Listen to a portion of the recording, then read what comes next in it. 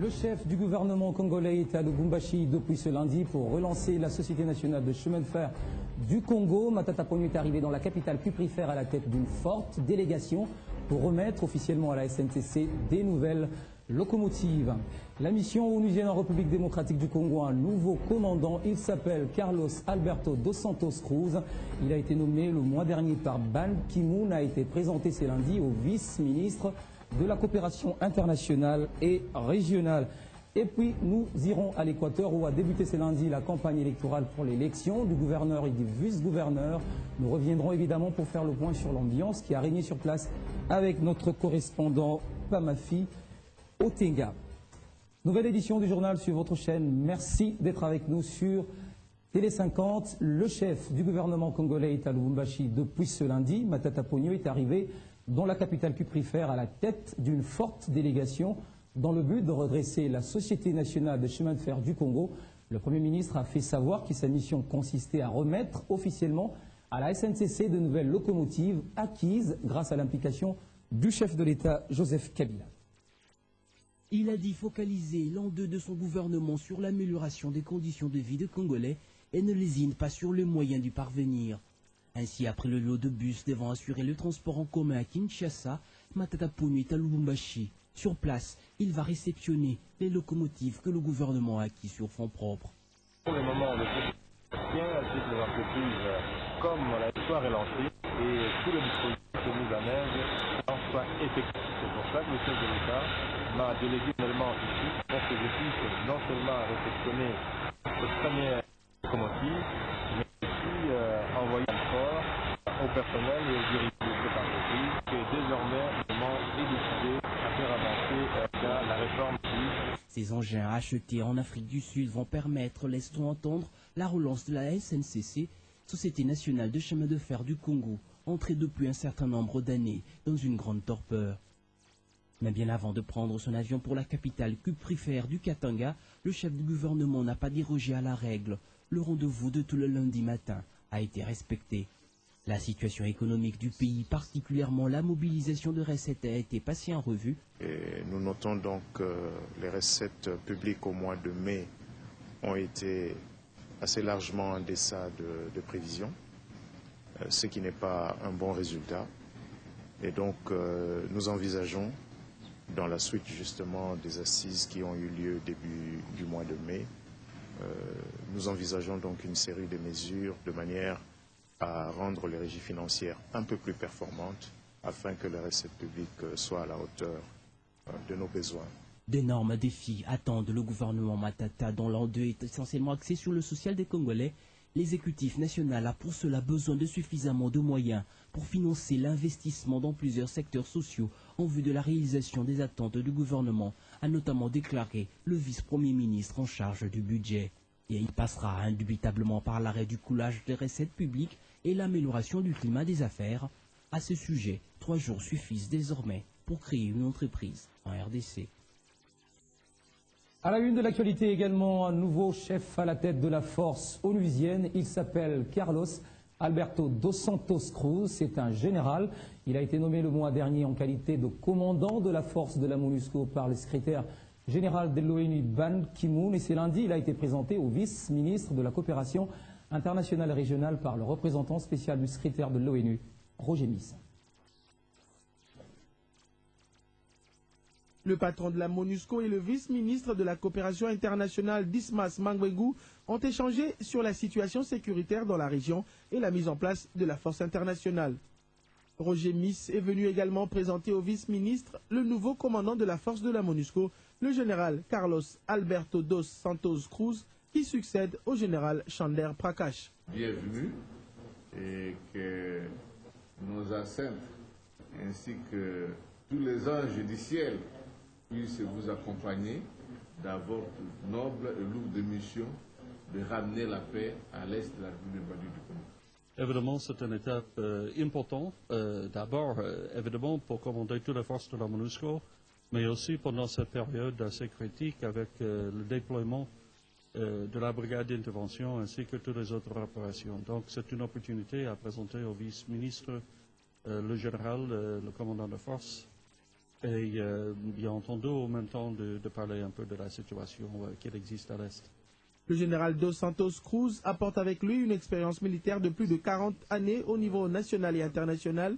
De nationalité brésilienne, il a également de l'expérience dans les domaines de commandement et la gestion du personnel. À l'Équateur, à quelques jours de l'élection du gouverneur et vice-gouverneur, la campagne électorale vient d'être lancée ce lundi par la Commission électorale nationale indépendante. Parmi les 25 candidats en lice figurent notamment Louis-Léonce Koyagialo de la majorité, Jean-Lucien Boussa, José Maquila, Inguele Foto, tous de l'opposition. L'ambiance de cette campagne avec notre correspondant sur place, Pamafi Otenga. Sur les 27 candidats à la course de cette élection, 13 parmi eux du bloc alphabétique doivent défiler devant les députés provinciaux à l'hémicycle de l'Assemblée provinciale de l'Équateur pour défendre chacun son programme d'action durant 20 minutes en raison des 15 minutes en français et 5 autres en lingala, conformément au programme arrêté par le bureau permanent de l'organe délibérant provincial en collaboration avec la CENI. Sur place, le siège de l'Assemblée provinciale se trouve vibré et envahi par la population et les sympathisants des différents candidats venus encourager et accompagner le leur devant cette épreuve du jeu démocratique.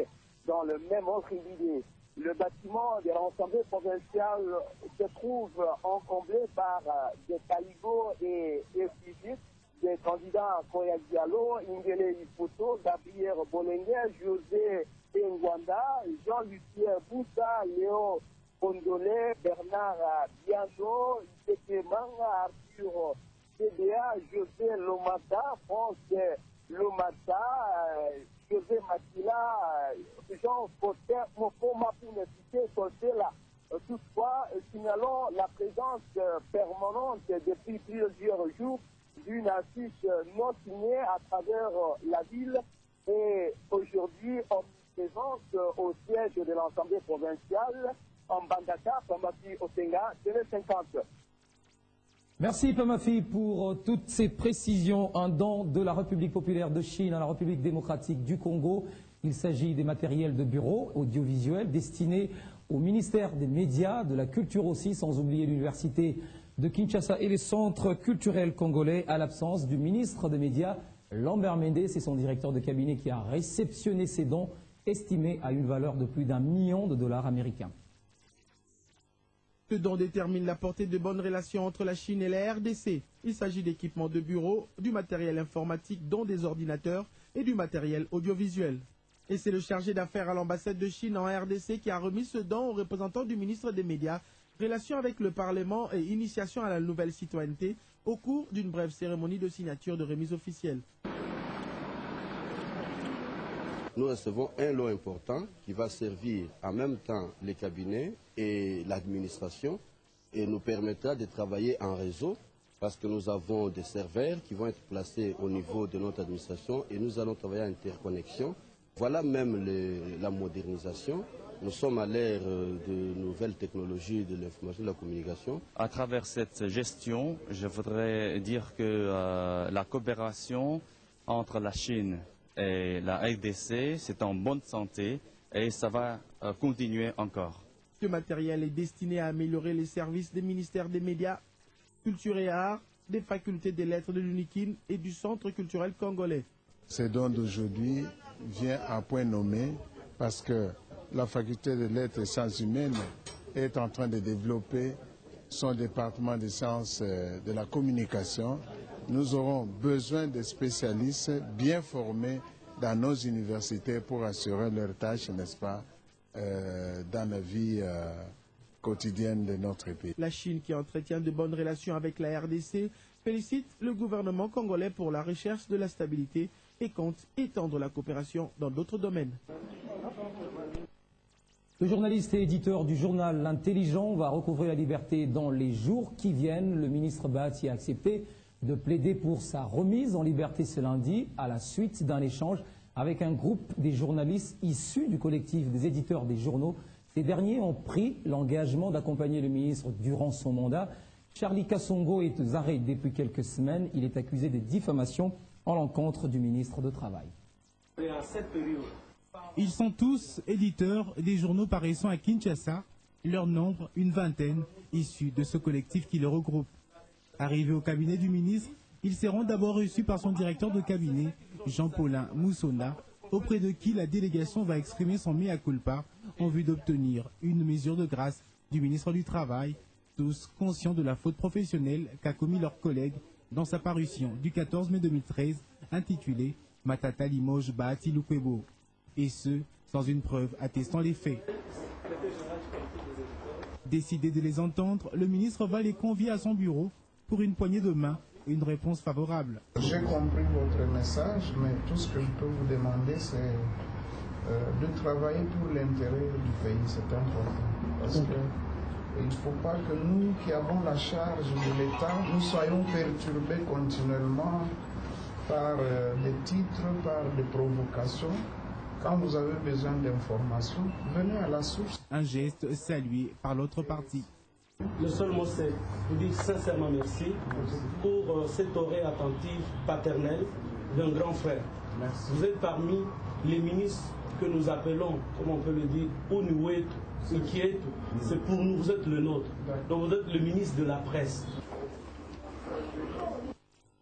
À quel niveau se situent les travaux de réhabilitation et d'asphaltage de la voirie urbaine aux alentours de la primature? Tout évolue bien selon le calendrier de l'Office de voirie et drainage qui exécute ces travaux. Seule l'avenue Léméra, ex-Baudouin, Roi Baudouin, est en train d'être asphaltée. Le constat est fait par nos reporters sur place. Ce sont de travaux de renforcement et d'asphaltage de chaussées, de routes et de voiries urbaines aux alentours de la primature et de la présidence de la République, initiés par le Premier ministre Matata Ponyo lors de sa tournée au premier trimestre de cette année. Alors qu'il leur reste 2 tronçons pour terminer ce travaux, dont l'avenue Léméra ex-Roi Baudouin, la population se réjouit de ce que le quartier de la primature redevient en couleur. Et nous avons remarqué pendant un certain temps sur la ville-province de Kinshasa, les actions de l'OVD vont en ce sens où la population est tellement contente de voir ce que l'OVD est en train de faire. Par rapport à Ndenge Tozalaki Nanzela, Nzela est bongi makasi. Contacté par notre rédaction, l'ingénieur Papi Liwa de l'OVD, superviseur de ces travaux, précise qu'au moins 2 semaines suffisent pour que cette vision soit totalement matérialisée. Cependant, un cri est lancé aux autorités par la population d'intensifier ce travaux jusqu'à l'intérieur du pays. Et du sport, pour finir, Coupe de la Confédération, le tout-puissant Mazembe de la République démocratique du Congo s'est offert une place en quart de finale de cette 2e compétition africaine interclub. Bien que battu 1-2 par Liga du Mozambique dimanche, les Corbeaux seront casés dans le groupe B, accompagnés de l'entente Sétif d'Algérie, du FUS de Rabat et d'Athlétique de la Tunisie. Alors, quelle chance accordée à l'équipe congolaise? Tentative de réponse dans cet élément. Justement pour saluer ce but qui arrive sur cette balle de tête. C'est grâce à son large succès 4-0 obtenu à l'aller que le tout-puissant Mazembe de la RDC a validé son visa pour le quart de finale de la 10e Coupe de la Confédération. À l'issue de ce tour de cadrage, les Corbeaux de Lubumbashi, qui, faut-il les souligner, sont tombés à Maputo face à Liga Musulmana 2-1, vont évoluer dans le groupe B. Un groupe dans lequel Mazembe devra s'affronter à 3 autres équipes du Maghreb. Entre autres, le club athlétique Bizertin de la Tunisie, Bourreau d'Ismaïli d'Égypte en 8e de finale bis, plus du Rabat qui s'est débarrassé difficilement de notre club marocain Forces Armées Royales après les nuls 3 buts partout au retour, et la Tansétifienne d'Algérie, vainqueur des l'US Bitam du Gabon au tir au but. Ce qui revient à dire que la bataille sera rude, mais il faut se tailler une place parmi les 2 premiers du groupe en négociant au mieux tous les matchs programmés à la maison et limiter les dégâts à l'extérieur, ce qui n'est pas malheureusement le cas ces derniers temps chez les Corbeaux. Dans l'autre groupe, la poule A, l'on retrouve Saint-Georges, la première équipe éthiopienne à accéder en phase de poule, Stade Malien et Nungu Rangers du Nigeria et les Tunisiens de l'étoile sportive du Sahel. Les combinaisons de ces 2 groupes dévoilent en même temps les forces des uns et des autres. Seuls les 2 premiers de chaque groupe seront qualifiés pour les demi-finales. Et voilà, ce journal est fini. Merci à vous qui l'avez suivi. La suite de l'actualité, c'est dans un instant.